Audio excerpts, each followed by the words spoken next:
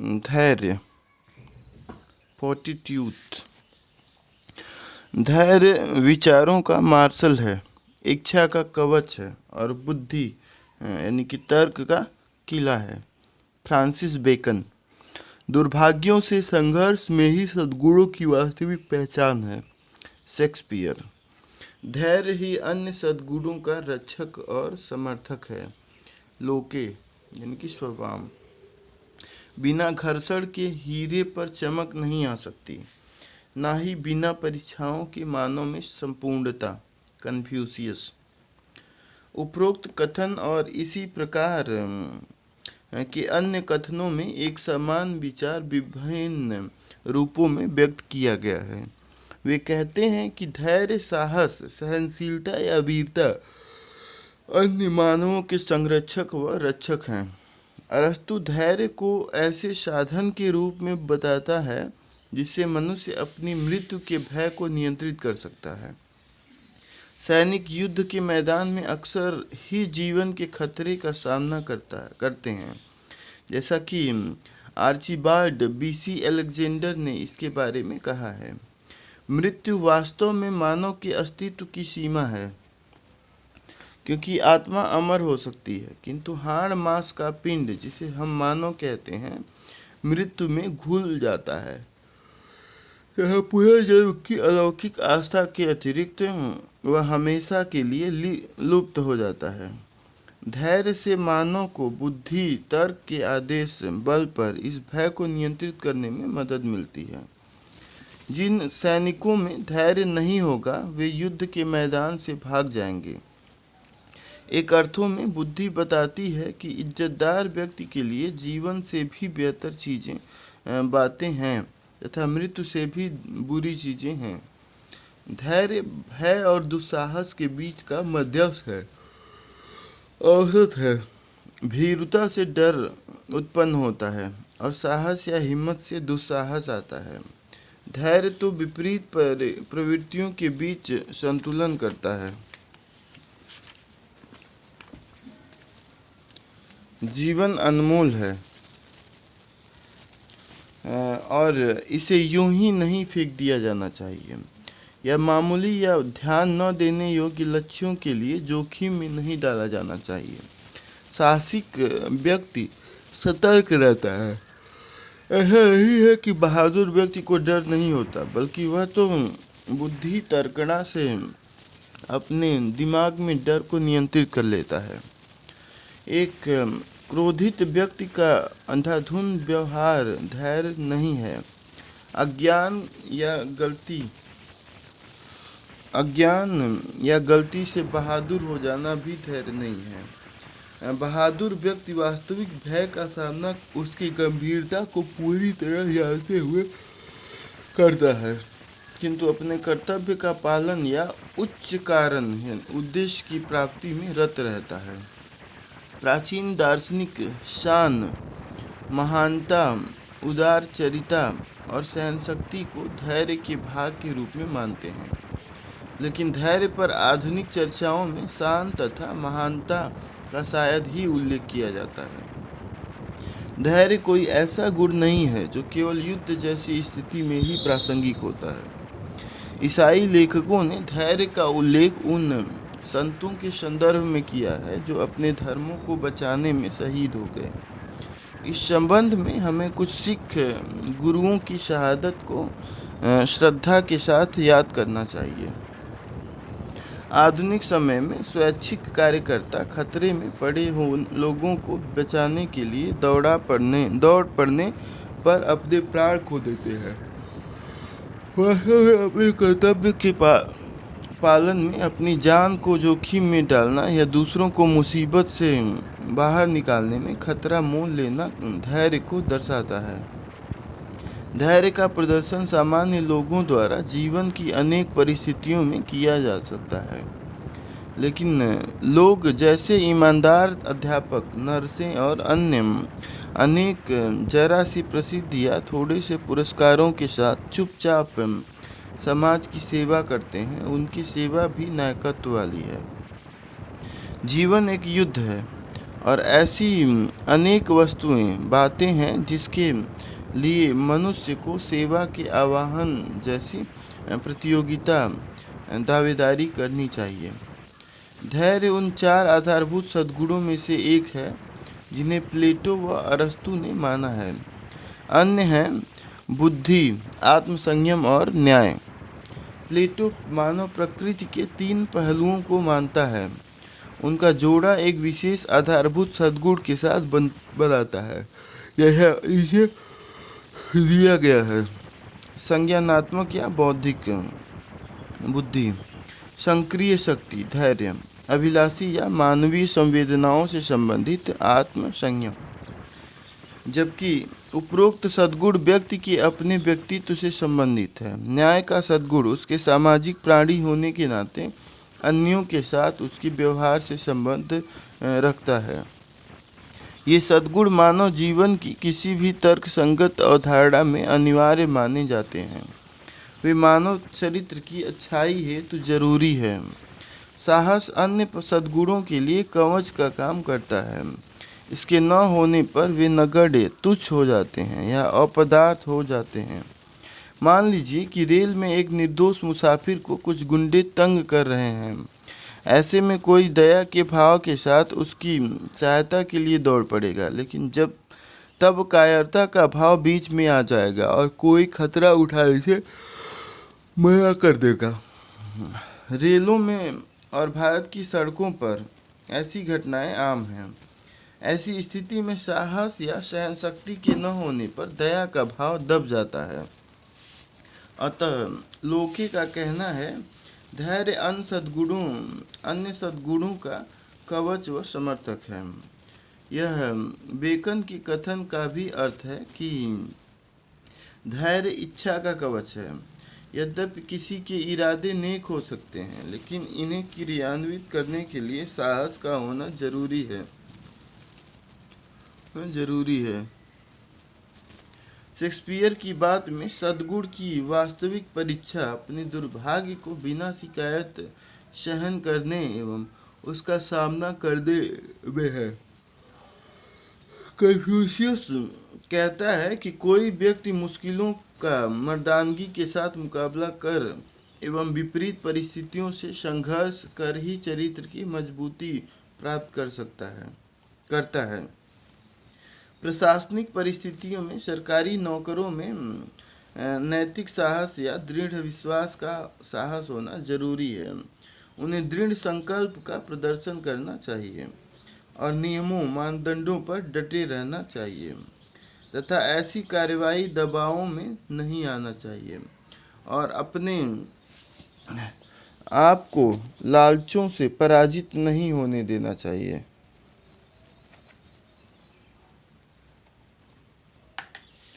ना ही उन्हें चालक धमकियों या भयों के आगे हार जाना चाहिए। यह कहना आसान है किंतु आसान नहीं, क्योंकि सरकारी कर्मचारियों के लिए अनेक लुभावने प्रस्ताव संभावनाएं होते हैं। हाल ही में ऐसे अनेक मामले सामने आए हैं जिनमें जनता के हित के संरक्षकों ने साफ हो रहे गलत कामों की ओर से अपनी आंखें फेर ली है। यह दिखाता है कि उच्च नैतिक भावनाओं को कहना ही काफ़ी नहीं है, उन पर दृढ़ विश्वास के आवश्यक साहस के साथ कार्रवाई की जानी चाहिए। कायरता। गांधी जी ने सत्य और अहिंसा के आदर्श को अपना लिया था। वे हिंसा के सभी रूपों से घृणा करते थे। तथापि गांधी जी को चिंता थी कि अहिंसा या क्रोध न होने को कायरता छुपाने के लिए प्रयोग किया जा सकता है।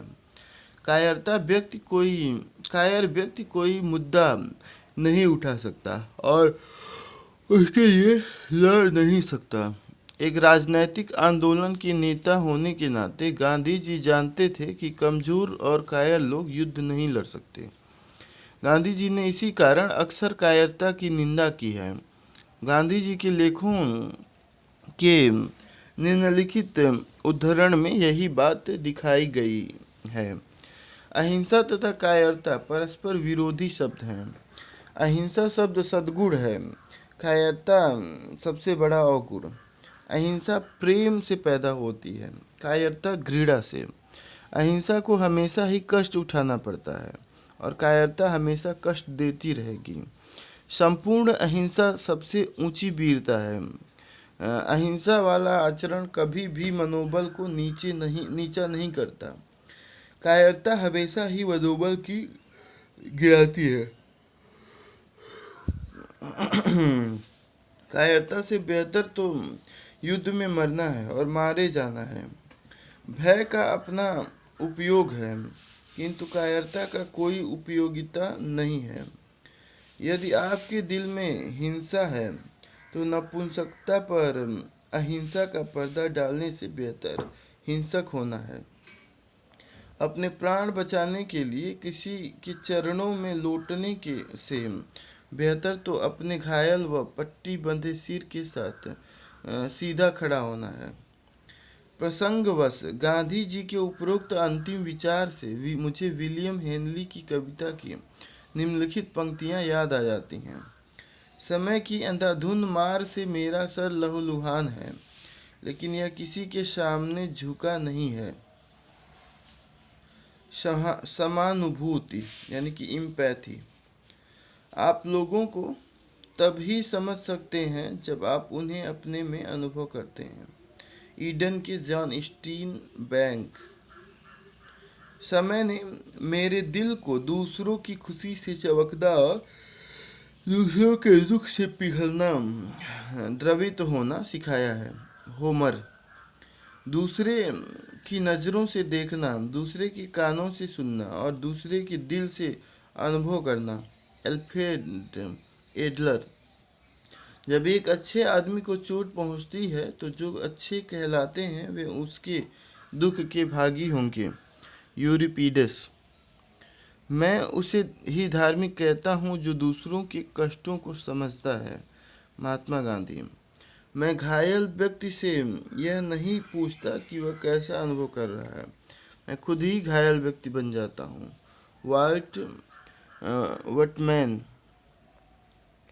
चूँकि हमें हाथों हाथ वाला अनुभव नहीं है कि दूसरे व्यक्ति का क्या अनुभव करते हैं, हमें नहीं मालूम कि वे किस प्रकार से प्रभावित हैं, लेकिन हम सोचकर कि उसकी समान स्थिति में हमें स्वयं को कैसा अनुभव करना चाहिए, इसे अनुभव कर सकते हैं।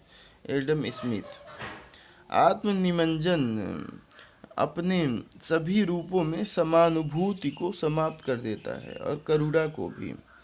जब हम अपने पर ध्यान संकेंद्रित करते हैं, हमारी दुनिया छोटी हो जाती है क्योंकि हमारी समस्याएं और व्यस्तताएं बड़ी हो जाती हैं। लेकिन जब हम दूसरों पर ध्यान संकेंद्रित करते हैं, हमारा संसार विस्तृत हो जाता है। हमारी अपनी समस्याएं हमारे दिमाग में एक किनारे हो जाती हैं और इसलिए छोटी दिखने लगती हैं, तथा हम अपनी जुड़ाव के लिए या अनुकंपा वाले कार्य के लिए अपनी क्षमता बढ़ा लेते हैं। Daniel Goleman. Social intelligence, the new science of human relationships. यदि सफलता का कोई रहस्य है तो यह दूसरे व्यक्ति के दृष्टिकोण को जानने और उसके साथ ही अपने भी दृष्टिकोण से चीज़ों को देखने की योग्यता में है। Henry Ford. मानव समष्टि का एक अंग है जिसे हम ब्रह्मांड कहते हैं। यह अंग समय और स्थान में सीमित है। वह स्वयं को, अपने विचारों को और अपनी भावनाओं को शेष सभी से अलग कोई वस्तु अनुभव करता है जो उसकी चेतना का चाक्षुष भ्रम है। यह भ्रांति हमारे लिए एक कारागार के समान है। हमें हमारी निजी इच्छाओं और हमारे निकटतम कुछ लोगों के लिए स्नेह तक प्रतिबंधित कर देता है। हमारा कर्तव्य अपनी करुणा के दायरे को बढ़ाकर इसमें सभी प्राणियों तथा अपने सौंदर्य के साथ संपूर्ण प्रकृति को इसमें समाते हुए स्वयं को इस कारागार से मुक्त कराना होना चाहिए। Albert Einstein. ऐसा प्रतीत होता है कि मानव जाति की बर्बरता, निर्ममता, समानुभूतिहीनता, करुणा रहितता के लिए विशाल क्षमता है। Any Lennox. समानुभूति वह गुण है जो दूसरों के लिए हमारी चिंता के मूल में रहता है। इसी के कारण हम अपने साथी मानवों की पीड़ाओं, दुखों व यंत्रणाओं को गहराई से अनुभव कर पाते हैं।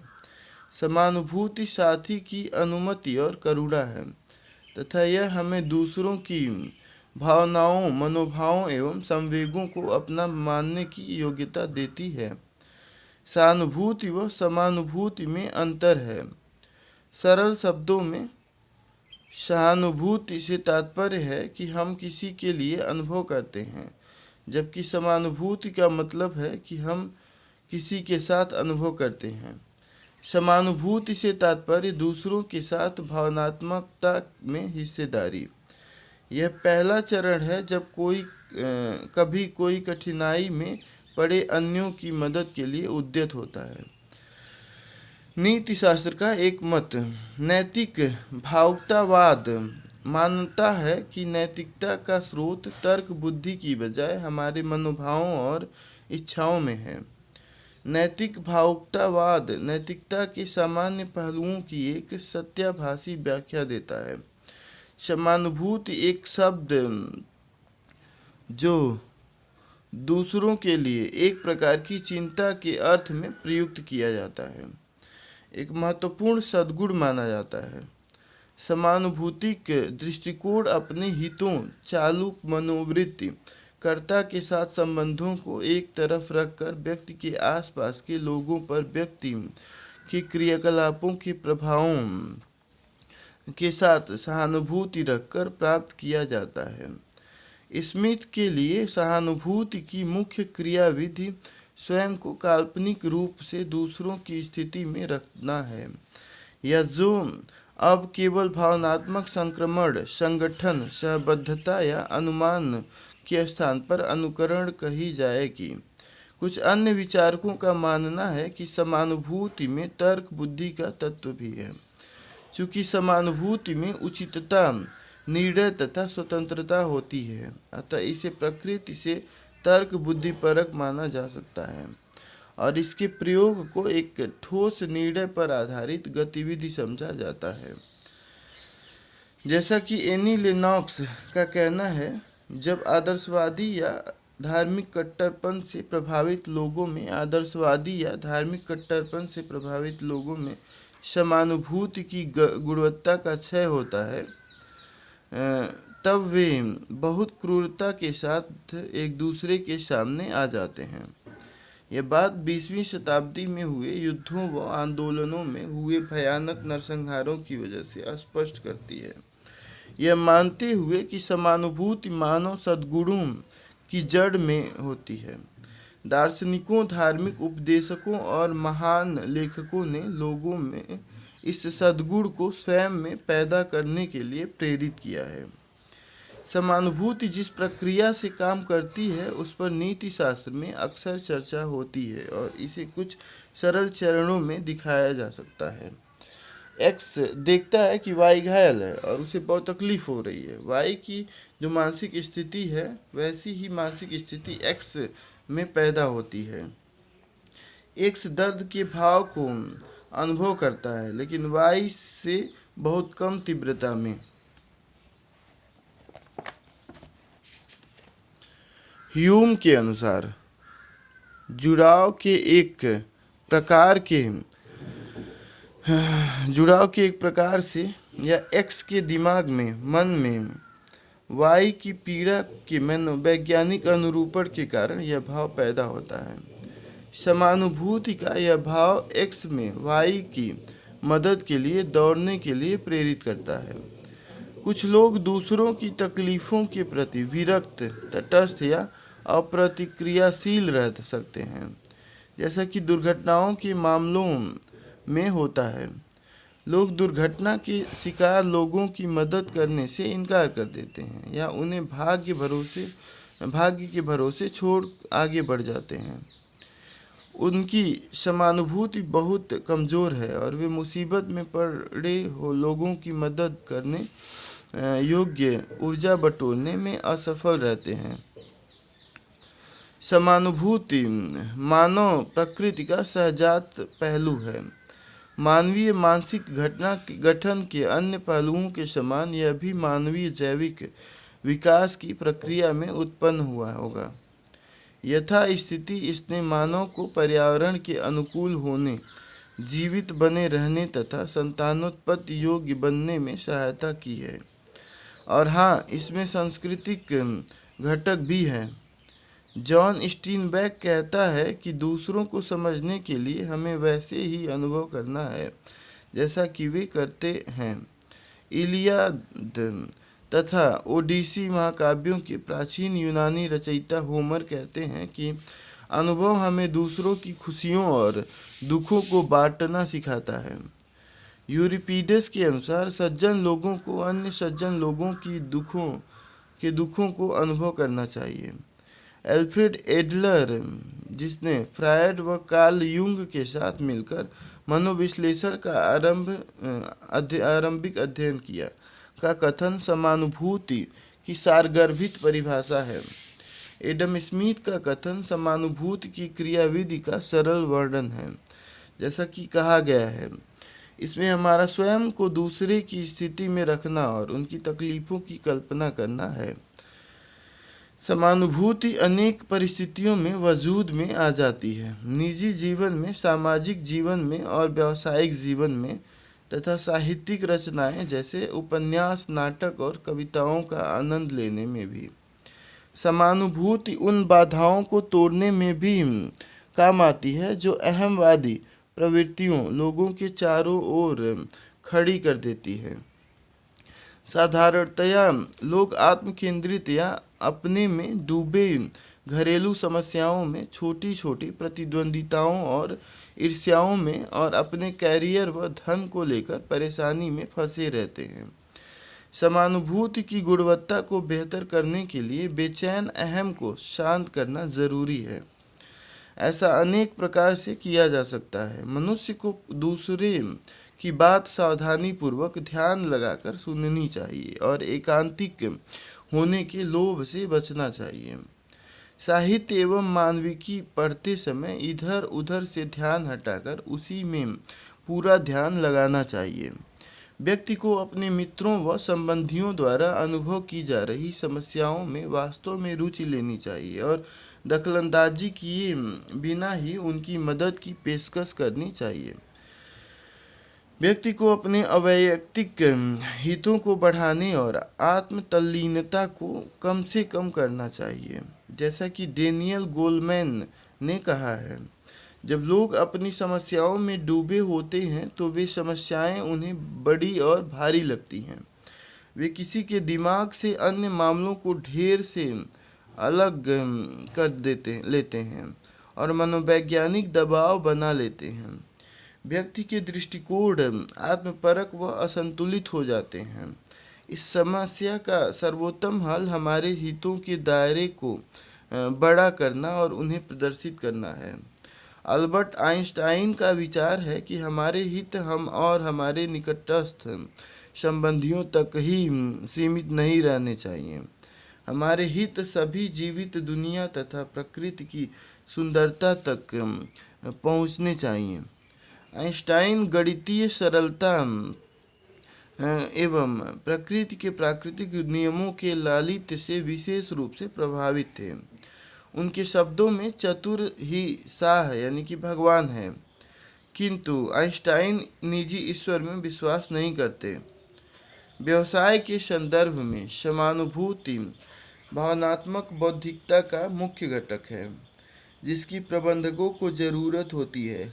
आज के कार्य वातावरण में कुशल टीमें मिलकर काम करती हैं। इस वातावरण में प्रभावी कार्य निष्पादन हेतु समानुभूतिक समझ की आवश्यकता है। प्रशासनिक परिस्थितियों में सभी संबंधित दृष्टिकोण प्रकाश में लाए जाने चाहिए और उपयुक्तता शामिल किए जाने चाहिए और प्रशासकों को इस गुण की जरूरत है। परहितवाद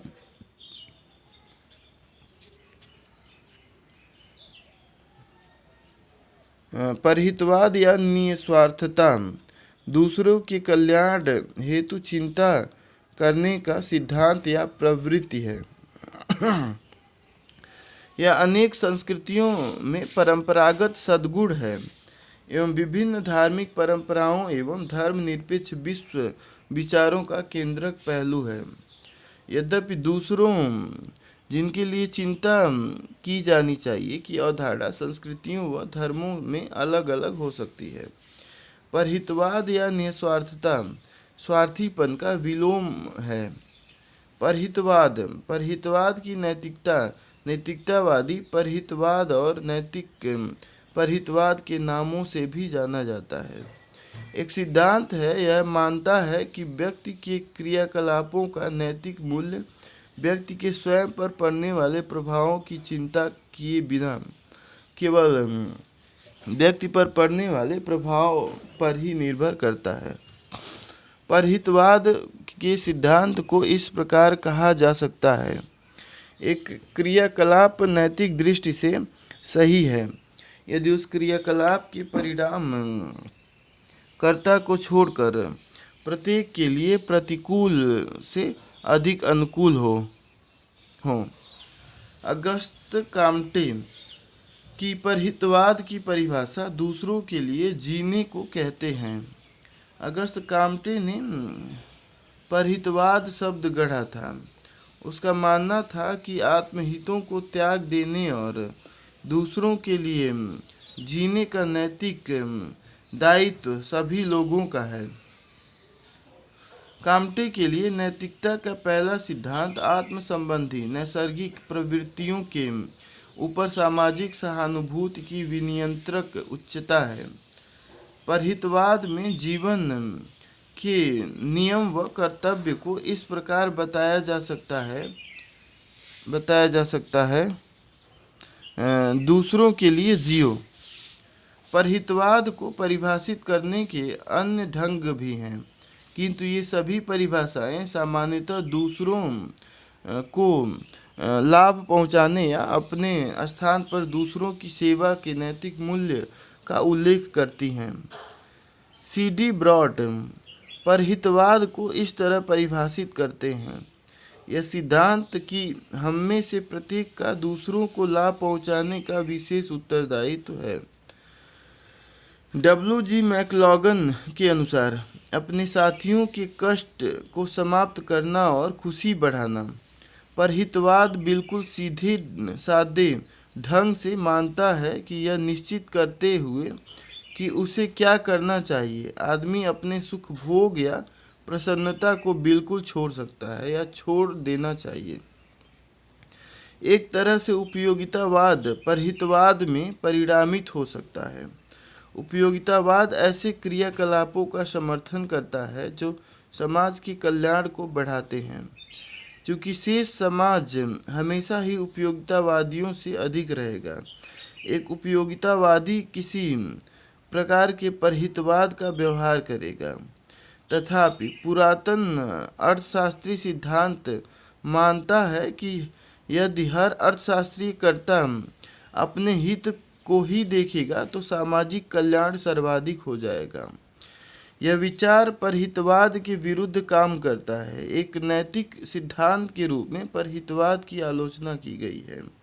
फ्रेडरिक नीत्शे का मानना है कि अपने के स्थान पर अन्यों के लिए काम करना अधिक महत्वपूर्ण है, अपने स्वयं के लिए अपमानजनक व नीचा दिखाने वाला है।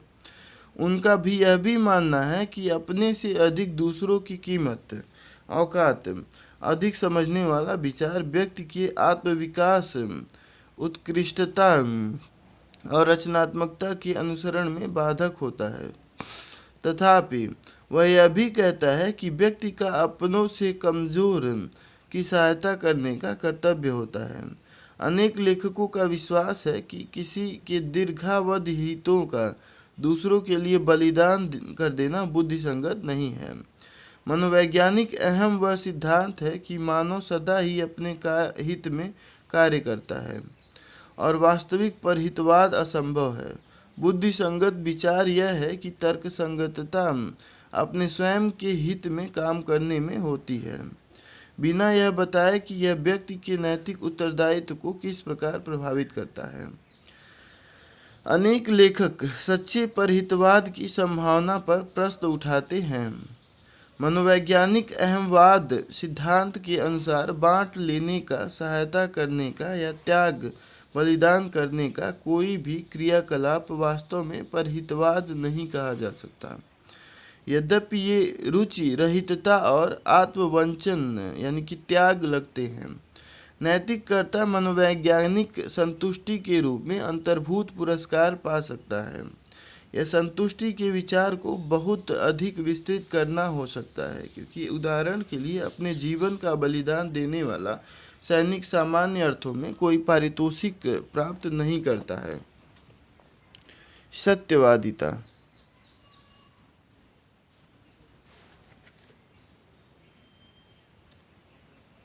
सत्य के बिना सामाजिक परस्पर व्यवहार तथा बातचीत की कोई कीमत नहीं होगी। कांट।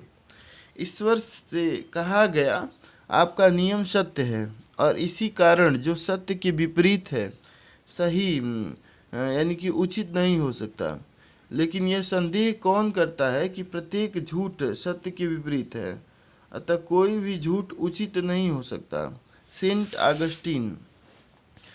झूठ बोलते होंठ ईश्वर के लिए घृणित हैं, किंतु क्या हत्यारों को रक्त की गंध से अलग करना झूठ है?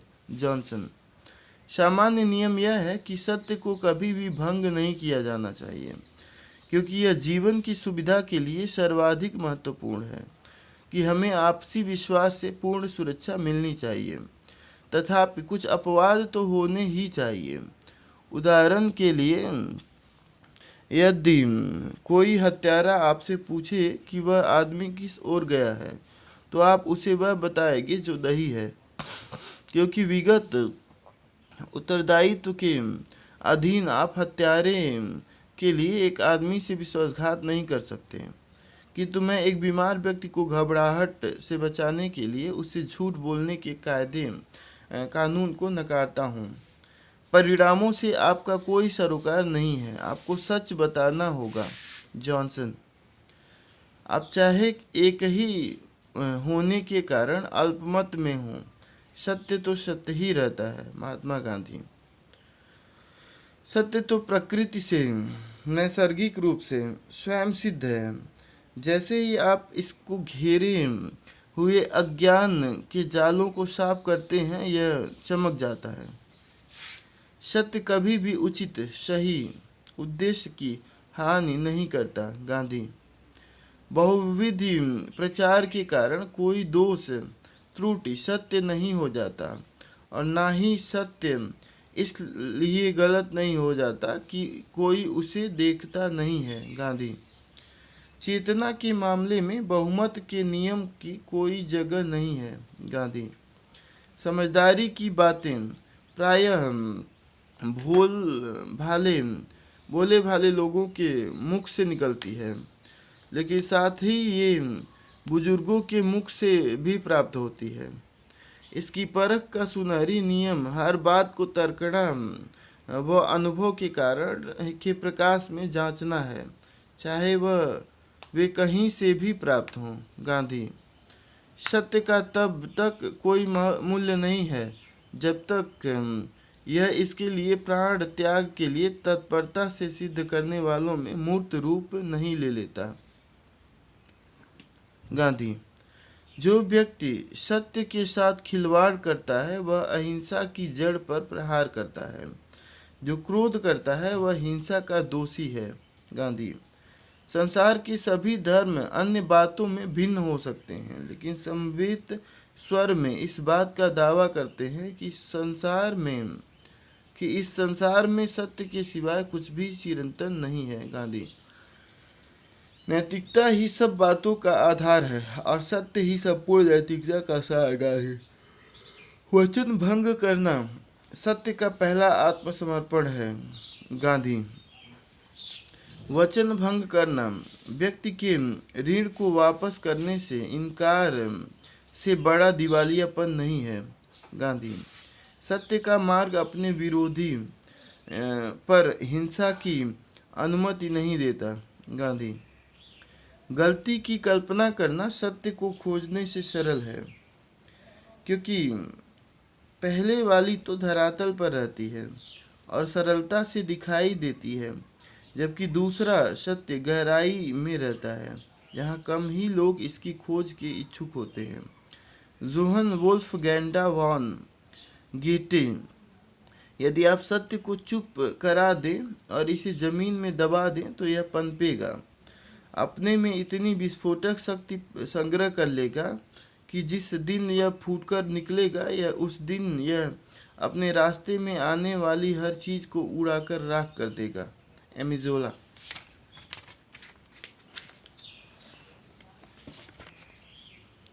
गलतियों पर गलती। गलतियों पर गलतियां कर ही कोई संपूर्ण सत्य को पा सकता है। अच्छा, गलतियों पर गलतियां करके ही कोई संपूर्ण सत्य को पा सकता है। Sigmund Freud. यहाँ हम सत्य का अनुसरण करने में भयभीत नहीं हैं, जो हमें चाहे जहाँ भी ले जाए। Thomas Jefferson. सत्य बोलना उत्पीड़ित किए जाने के लिए अचूक नुस्खा है। वॉल्टेयर। हमारी चापलूसी करने वाले हर झूठ को हम बड़े चाव से ग्रहण करते हैं, लेकिन कड़वे लगने वाले सत्य को हम धीरे धीरे घूंट घूंट कर पीते हैं। डेनिस डाइड्रोट। मानसिक द्वंद्व का अर्थ है बहाव के विरुद्ध सोचना, उसके साथ नहीं। गैस के थैलों में छेद कर सत्य के दाने को पाना हमारा काम है। Virginia Woolf. किसी निश्चित समय और स्थान पर नैतिकता क्या है?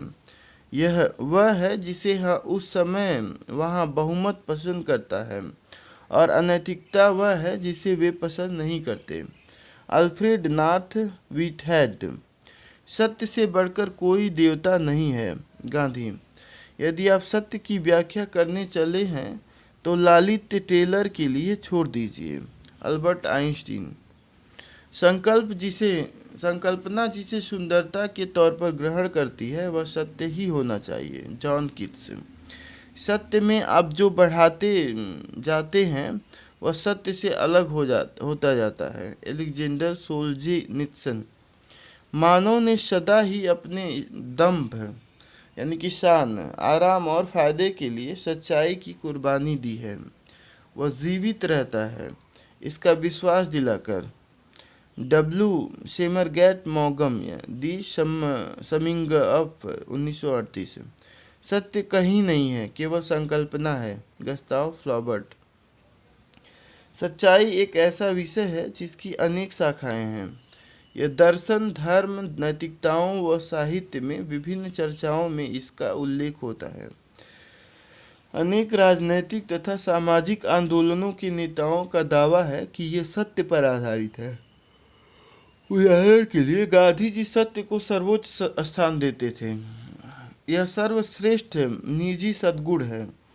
सत्य पर चर्चा में हमें इसके विभिन्न पहलुओं को देखना होगा। संक्षेप में ये पहलू हैं: सत्य की परिभाषा, नैतिक मूल्य, महत्व देना, किसी बात को सत्य कहने के लिए मानक व मानदंड, सच्चाई की सामाजिक उपयोगिता या कार्य, सत्य बोलने वे समाज द्वारा स्वीकृत अपवाद तथा सच्चाई से संबंधित या इसमें शामिल सद्गुण। सत्य के अनेक लक्षण हैं, जैसे यथा तथ्यता, तथ्य, सत्यनिष्ठा, ईमानदारी, निष्कपटता व निष्ठा। अपने वचन का पालन करना भी सच्चाई का एक हिस्सा है। हम प्राचीन यूनानी दर्शन में सत्य की आरंभिक परिभाषाओं से शुरू करते हैं। अरस्तु का कहना है कि वह क्या है जो यह है, तथा वह क्या है जो यह नहीं है, सच्चाई है। वह आगे कहता है, वह व्यक्ति जो पृथक हुए पृथक सोचता है और संयुक्त को संयुक्त समझता है, सत्य जानता है। जबकि जिसकी सोच वस्तुओं के विपरीत होती है, गलती पर होते हैं। यूनानी दर्शन में सत्य को वास्तविकता के सही सही परिप्रेक्ष्य में देखा गया है। रोमन लोग वेरिटास के लिए इस प्रकार की बात घटनाओं के तथ्यपरक प्रस्तुतिकरण के तौर पर करते हैं। आधुनिक दर्शन में सत्य के 3 प्रमुख सिद्धांत हैं। अनुरूपता सिद्धांत कहता है कि हम जो कुछ भी कहते हैं या जिस पर विश्वास करते हैं वह सत्य है, यदि वह वस्तुओं, बातों के तथ्यों के अनुरूप है। यदि कोई प्रस्ताव सत्य है तो वह तथ्य के समरूप है और उस प्रस्ताव में विश्वास सत्य है। यह अवधारणा यूनानी विचार से मिलती है, तथापि आधुनिक दार्शनिक सत्य के विचार पर दिमाग को शून्य कर देने वाले तार्किक कठोरता के साथ करते हैं। इस संदर्भ में हम विषय परकता के दार्शनिक सिद्धांत का उल्लेख करते हैं। ऐसा माना जाता है कि संसार वस्तुगत रूप से वर्तमान है, इस बात से अलग रहते हुए कि हम इसके बारे में क्या सोचते हैं या इसका कैसा वर्णन करते हैं। हमारे विचार व दावे विश्व के बारे में हैं।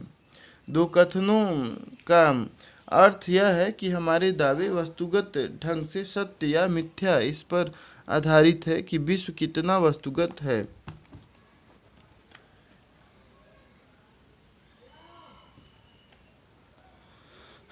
सत्य पर दूसरा विचार सत्य के सुसंगति का सिद्धांत है। दार्शनिक आदर्शवाद के समर्थक चिंतक इस विचार की पुष्टि करते हैं। सत्य अपनी तात्विक प्रकृति में ऐसा प्रणालीगत सुसंगत है कि जो कि एक महत्वपूर्ण संपूर्ण की विशेषता है। इस विचार में कोई उन विचारों पर विश्वासों के लिए सार्थक सत्य बोल सकता है जो संपूर्णता देने वाले विचारों की प्रणाली से जुड़े हैं। एक विश्वास सत्य है यदि वह विश्वासों को सुसंगत प्रणाली से जुड़े हैं। एक विश्वास सत्य है यदि वह विश्वासों की सुसंगत प्रणाली का हिस्सा है। सत्य संपूर्णता को प्रणाली की विशेषता यानी कि संपत्ति है और किसी अलग थलग पड़े तथ्यों की नहीं। यह विचारत्व मीमांसक है और अनेक विचारक स्वाभाविक रूप से सहमत होंगे कि निजी तथ्य एक अर्थों में सत्य है।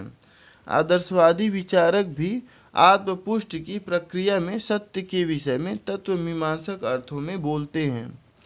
व्यवहारिक दार्शनिक जैसे विलियम जेम्स ने सत्य की सामाजिक उपयोगिता के आधार पर सत्य का सिद्धांत बताया है। इसका यह अर्थ नहीं है कि हमें अस्थायी तौर पर सुविधापूर्ण स्वप्नों की दुनिया में चले जाना चाहिए। एक उपयोगी विश्वास का सत्य हमारे बाद के अनुभव से पैदा होता है। यह क्रियाकलाप के भरोसेमंद मार्ग निर्देशक की तरह काम करता है। कुछ व्यवहारिक तत्ववादी सत्य को प्रायोगिक या वैज्ञानिक सत्य से जोड़ते हैं। सत्य ऐसी स्थिति है जो कड़ी वहदत वाली जांच के बाद निकलकर सामने आती है। अब तक हम सत्य को एक ज्ञान मीमांसक दृष्टिकोण से देखते रहे हैं। ज्ञान मीमांसा दर्शन की एक शाखा है जो ज्ञान के सिद्धांतों से संबंधित है। दर्शन शास्त्र की यह शाखा मानव ज्ञान की प्रकृति, विस्तार, वैधता और सीमाओं की तार्किक ढंग से समीक्षा करती है। नीति शास्त्र में सत्य को एक ऐसे आदर्श के रूप में बिल्कुल अलग ढंग से समझा जाता है। इसका प्रयोग हम अपने आचरण में या नैतिक जीवन में करते हैं। इस संदर्भ में हमें सत्य को या तो धार्मिक सत्य या नैतिक सत्य के तौर पर समझना होगा। सत्यता या सत्य बोलना एक अंतर्भूत सद्गुण है और यह दूसरों के अधिकारों या किसी बाह्य परिस्थितियों पर आधारित नहीं है। यह ठीक और उचित है कि व्यक्ति को झूठी बातों को मिलाए बिना अपने सर्वोत्तम ज्ञान के अनुसार तथ्य, राय या सत्य बोलने चाहिए। मानव जाति का सामाजिक वजूद सत्य बोलने पर निर्भर है। यदि सत्य को त्याग दिया जाता है तो मानव इतिहास का विवरण सत्य यानी कि कहानी बन जाता है। यदि गवाह लोग झूठे बोलते रहेंगे तो कानूनी कार्रवाई मजाक बनकर रह जाएगी। यदि लोग एक दूसरे का विश्वास नहीं कर सकते तो व्यापार और वाणिज्य बहुत बुरी तरह सिमट जाएगा। सत्य बोलना न होने पर सामान्य जीवन के मामूली व्यवहार लगातार संदेह के जाल में फंसकर रह जाएंगे। संक्षेप में मानव सामाजिक जीवन में यह मान लिया जाता है कि सत्य बोलना व्यवहार का एक मानदंड है। कांट के पूर्वोक्त कथन का यही अर्थ है। साधारण दार्शनिकों और धार्मिक उपदेशकों ने सत्य को सदा ही उच्च स्थान पर रखा है। उनका मानना है कि झूठ बोलना वैसे ही या वंशानुगत रूप से गलत है। जो लोग झूठ बोलते हैं वे मानवों के बीच तार्किक बुद्धिसम्मत संबंधों के आधारों को भंग करते हैं। वे तर्क बुद्धि संपन्न प्राणियों के तौर पर स्वयं का आदर करने में भी असफल रहते हैं। झूठ दूसरों को धोखा देने के विचार से बोले जाते हैं। लोग थोक में तो झूठ बोलना शुरू नहीं कर सकते, लेकिन वे अक्सर सत्य को अंशतः भ्रष्ट कर देते हैं और दूसरों को धोखा देते हैं। इसलिए गवाहों को सत्य, संपूर्ण सत्य तथा और कुछ नहीं अपितु सत्य ही बोलने के लिए कहा जाता है। दूसरों को धोखा देने को एक और ढंग है सप्रेसियो वेरी एंड सगेडियो फाल्सी, सत्य को दबाना तथा झूठ को प्रतिष्ठित करना। किसी कथन के दो अर्थ हो सकते हैं और एक निश्चित परिस्थितियों में लोगों को गलत अर्थ स्वीकार कर लेने के लिए गुमराह करते हैं। श्रोताओं को गुमराह करने के लिए सत्य का केवल कुछ भाग, आधा सत्य बताया जा सकता है। सच को इस प्रकार से बताया जा सकता है जिससे दूसरा तथ्य भी झूठा हो जाता है। लोगों को बहकाने के लिए संकेतों व बोलने के लहजों का प्रयोग किया जा सकता है। लोगों को जब झूठ बताया जा रहा होता है तो उसका तत्काल ही विरोध करने की बजाय वे चुप रह जाते हैं। जैसे कि सोल्जेनित्सन का कहना है, सत्य बिना पॉलिश के होना चाहिए, अन्यथा यह सत्य नहीं रह जाता। इसी प्रकार आइंस्टाइन का कहना है कि सत्य को सीधे साधे ढंग से व्यक्त किया जाना चाहिए और बस बिना किसी सजावट के। ऐसे अनेक कारण हैं जिनकी वजह से लोग सत्य का सामना सीधे सीधे करने से बचते हैं। जैसा कि सॉमरसेट मॉगम का कहना है, लोग अपने आराम और फायदे की कोशिश करते हैं और इस प्रक्रिया में सच को छोड़ देते हैं। लोग उन कठोर वास्तविकताओं को टालते रहते हैं जो उनकी मनपसंद राय, प्रिय सिद्धांतों एवं सुखद स्वप्नों को भंग कर देते हैं। इसी प्रकार डिडरोट का कहना है कि लोग चापलूसी वाली बातों को खुशी खुशी ले लेते हैं जो उनके अहम को संतुष्टि देते हैं, किंतु उन अस्वीकार्य सत्यों को मानने से बचते हैं जो उनकी अपनी छवि को खराब करते हैं। लोग झूठ अनेक कारणों से बोलते हैं। कभी कभी उत्पीड़न सह रहे धार्मिक और अन्य वर्ग अपनी पहचान छुपाने को झूठ बोल सकते हैं। सरकारें भी देश की सुरक्षा के लिए महत्वपूर्ण माने गए मामलों को प्रकाशित या उनके बारे में चर्चा करना नहीं करती। अक्सर लोग अन्यों को प्रतिष्ठा व हितों को नुकसान पहुंचाने के लिए झूठ बोलते हैं। लोग सत्तासीन लोगों की चापलूसी के लिए झूठ बोलते हैं और इस प्रकार उनकी नज़रों में चढ़ जाते हैं। लोग स्वयं को आकर्षक किंतु मिथ्या प्रकाश में दिखाना चाहते हैं। सत्तासीन लोग को गुमराह करने और जनता के हितों को नष्ट करने के लिए झूठ बोल सकते हैं। क्या कुछ अपवाद ऐसे हैं जो सत्य कहने के कर्तव्य से विचलित होने को उचित ठहराते हैं? इस प्रश्न ने दार्शनिकों एवं नैतिक उपदेशकों को बांट दिया है।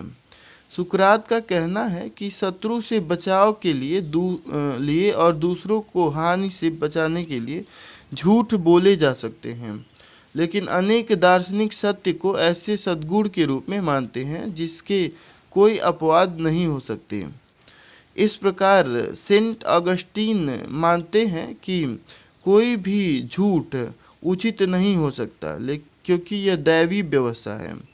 इमैनुअल कांट सत्य बोलने को एक वर्गीकृत सकारात्मकता, सर्वोच्च आज्ञा या कर्तव्य मानते हैं, जो किस अपवाद को स्वीकार नहीं करता। अनेक विचारक ऐसे विचारों को बहुत कठोर एवं साधारण जीवन की कुछ परिस्थितियों में निर्धारित सामान्य बुद्धि के विपरीत मानते हैं। डॉक्टर जॉनसन इस मुद्दे को कवर करता है। वह कहता है कि एक निर्दोष आदमी को हत्यारों से बचाने के लिए झूठ बोलना उचित है, तथापि वह इस बात से इनकार करता है कि मरीजों से उनकी गंभीर बीमारी के बारे में झूठ बोलना अनुचित है। इससे यह प्रश्न पैदा होता है कि उन परिस्थितियों को किस प्रकार तय किया जाए जिनमें सत्य से हटा जा सकता है। कोई सद्गुणों को एक वंशानुक्रम के रूप में सोच सकता है और कभी कभी कुछ सद्गुण सत्यवादिता को दबा सकते हैं। डॉक्टर जॉनसन द्वारा दिए उदाहरण में निर्दोष व्यक्ति को बचाना सत्य बोलने को दबा देना है, किंतु झूठ बोलकर रोगी को मनोवैज्ञानिक तसल्ली देना अनुचित है। इन मामलों में आत्मपरक सोच विचारों को अलग करना असंभव है। जैसा कि हमने पहले देखा है, झूठ का प्रयोजन दूसरों को गलत प्रस्तुतिकरण से धोखा देना तथा कुछ फायदा पाना है। कठोर नैतिकवादी मानते हैं कि झूठ, चाहे उसका कोई भी प्रेरक या उद्देश्य हो, वंशानुक्रम में गलत है। ये विचार सेंट थॉमस एक्विनास के हैं। वह झूठ बोलने तथा इसकी धोखा देने की इच्छा के बीच अंतर करता है। वह मानता है कि झूठ बोलना गलत है, चाहे इससे अन्यों को कोई हानि या उनका अनहित न हो या झूठ बोलने वाले को लाभ हो, किंतु अन्य मान लेते हैं कि धोखा देने की मंशा झूठ का अनिवार्य तत्व है और बिना इस तत्व के झूठ में से उसका दंश खत्म हो जाता है। अब हम सत्य के दूसरे पहलू को देखते हैं। कोई सत्य की वकालत कर सकता है या कह सकता है कि एक्स सत्य है। कोई क सत्य पर पहुंचने के ढंग और ख एक्स की सत्यता जांचने के लिए प्रयुक्त मानकों या मानदंडों पर भी विचार कर सकता है। ये दोनों पहलू ज्ञान मीमांसात्मक हैं और इन पर ज्ञान के सिद्धांत में चर्चा की गई है, किंतु एक व्यवहारिक नैतिकवादी के लिए ये इसके सिवाय कोई बड़े महत्व के नहीं है कि उसे गलती के गर्त में गिरने से बचाएं। गांधी जी के कथनों में से एक इस बात को छूता है कि समझदारी की बातें प्रायः भोले भाले लोगों के मुख से निकलती हैं, लेकिन साथ ही बुजुर्गों के मुख से भी प्राप्त होती हैं। सुनहरी नियम है, हर बात को तर्कड़ा व अनुभव के प्रकाश में जांचना है, चाहे वे कहीं से भी प्राप्त हों। बाइबिल का कहना है कि बुद्धि सही रूप से ईश्वर की प्रशंसा भोले भाले लोगों व शिशुओं के मुंह से निकलती है। गांधी जी ने कहा है कि यह वृद्धों यानी कि बुजुर्गों के मुंह से भी निकलती है। गांधी जी आगे बढ़कर सत्य के दावे को जांचने के लिए परख निर्धारित करते हैं। ऐसे दावों का तार्किक विश्लेषण यह देखने के लिए किया जा सकता है कि वे तार्किक वैधता या सही तर्कड़ा के नियमों के अनुरूप या अनुसार हैं या नहीं। परखने यानी कि जांचने का एक और ढंग यह देखना है कि क्या वे मानव अनुभव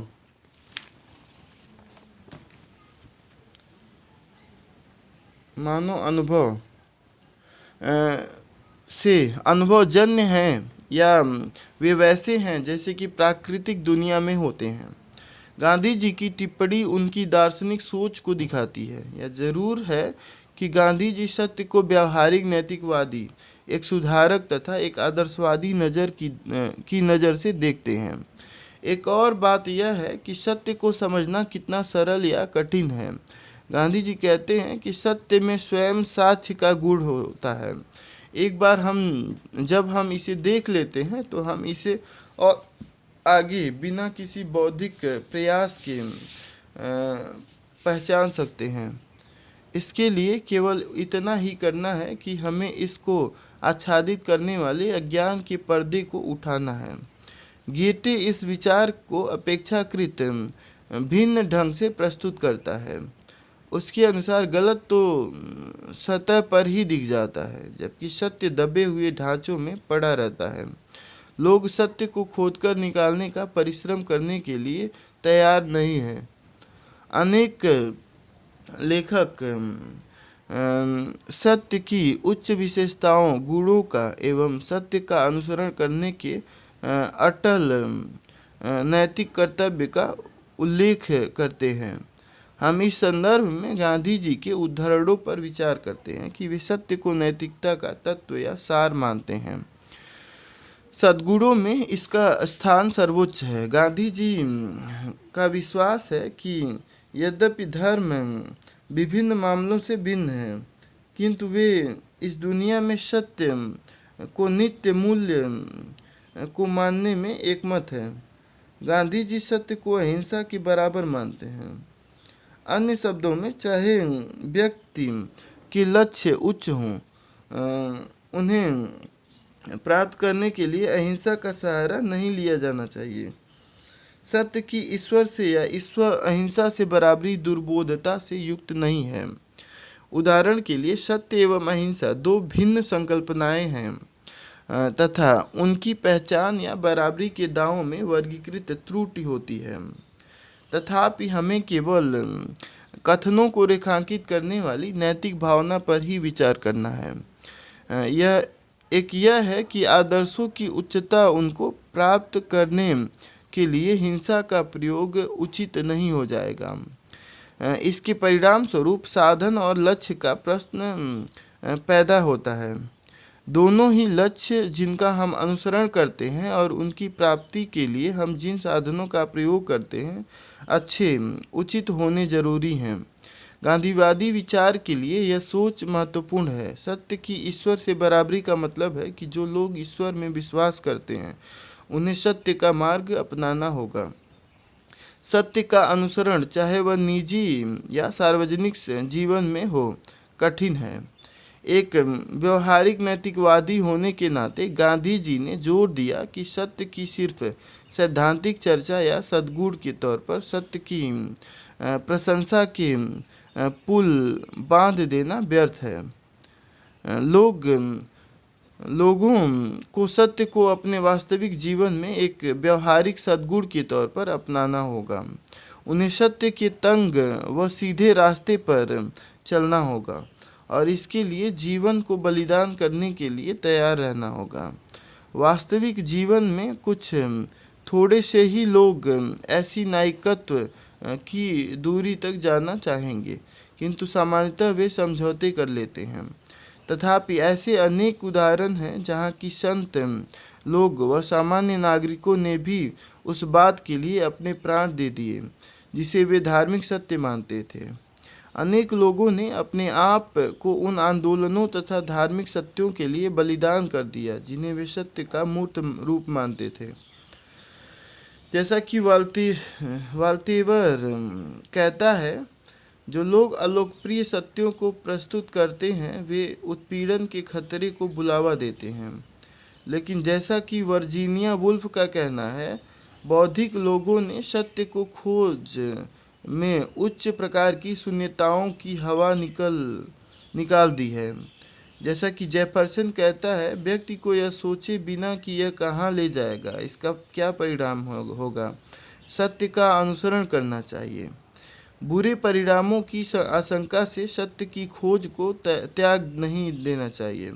सत्य को दबा देना और उसे भुला देना वैसे कोई सरल काम नहीं है। यह लोगों के दिमाग में बना रहता है, पनपता रहता है और नवीकृष्ट शक्ति के तहत फूटता है। एक प्रकार से यही बात हाल ही में मध्य पूर्व में हुई प्रतीत होती है। जॉन कीट्स, जो अंग्रेजी भाषा का रोमानी कवि है, सौंदर्य और सत्य को बराबर मानता है। उसके अनुसार सौंदर्य सत्य है और सत्य सौंदर्य है। जर्मन कवि सीलर का कहना है, जब मैं प्रश्न करता हूँ यह सुंदर है, किंतु क्या यह सत्य है? तेरा ईश्वर का उत्तर था, सत्य में ही सौंदर्य है।